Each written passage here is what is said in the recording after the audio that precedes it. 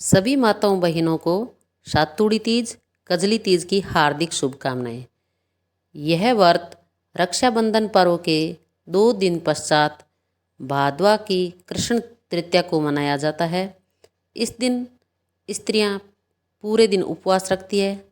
सायंकाल को नहा धोकर सुंदर वस्त्र आभूषण गहने पहनकर 16 श्रृंगार करके नीमड़ी की पूजा करती है और रात को चंद्रमा के उदय होने पर जल से चंद्रमा को अर्घ्य देने के बाद अपने व्रत का पारणा करती है। अब आप सुनिए तीज माता की कहानी। एक साहूकार था, उसके 7 बेटे थे। सत्तू तीज का दिन आया। सभी बेटों की बहुओं के पीहर से सत्तू के पिंडे आए।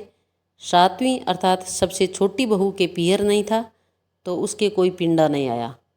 उसने अपने पति से कहा, मैंने सातुड़ी तीज का व्रत किया है, मुझे पिंडा ला कर दो, सबके तो पीहर से आया है। साहूकार गरीब था और सभी शेष भाइयों के पास धन था। अतः अब वह साहूकार का लड़का हलवाई की दुकान में चोरी करने घुसा। वहाँ चने की दाल पड़ी थी, भट्टी में आँच भी थी। उसने दाल को भट्टी पर सेका और वहीं पर चक्की पड़ी थी। अब वह दाल को पीसने लगा।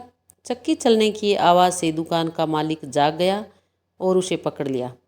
तब साहूकार के बेटे ने कहा, मैं कोई चोर नहीं हूँ, आज मेरी पत्नी ने सातुड़ी तीज का व्रत रखा है और उसके पीहर नहीं है, इसलिए उसकी पिंडा नहीं आया और मैं गरीब हूँ।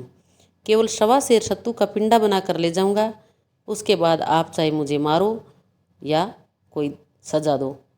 इस पर दुकानदार के मालिक ने कहा कि तुम अपने घर जाओ, हम सुबह पिंडा भिजवा देंगे।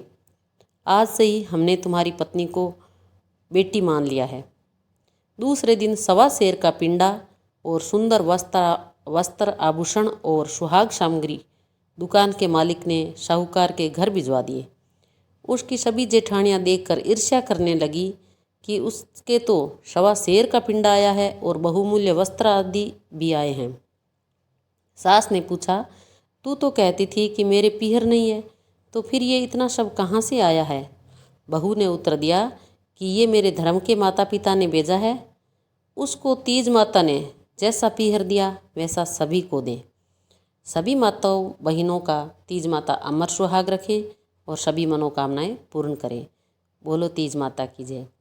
बड़ी तीज के उद्यापन अगर आपको करना है तो 17 पिंडे बनाकर सब पर सुपारी लगा लेते हैं। 17 प्लेट मंगवा लेते हैं। साड़ी, ब्लाउज पीस, चूड़ियाँ, मेहंदी, बिंदी, काजल, बिछिया, दर्पण, सुहाग की सभी सामग्री इकट्ठी करके सभी पिंडे प्यालों में भरकर हाथ फेर कर 16 स्त्रियों को बांट देने चाहिए और 17वें पिंडे पर समस्त सामग्री और बेस आदि रखकर चंद्रोदय होने पर अर्घ्य देने के बाद बैया निकालकर सास को देना चाहिए। हमेशा 1.25 सेर का पिंडा बनाना चाहिए। धूमधाम से तीज माता का व्रत करना चाहिए। बोलो तीज माता की जय।